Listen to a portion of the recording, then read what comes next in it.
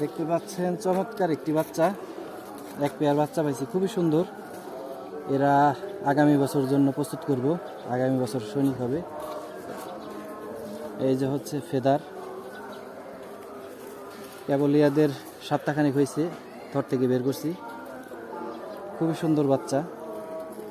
আরেকটা দেখাচ্ছি,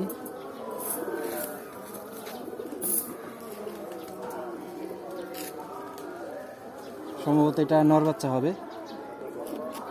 এই দেখুন, এখনই চোখগুলা কত ফ্রেশ, লাল লাল আসতেছে। খুবই সুন্দর একটি বাচ্চা হবে। এই হচ্ছে ফেদার।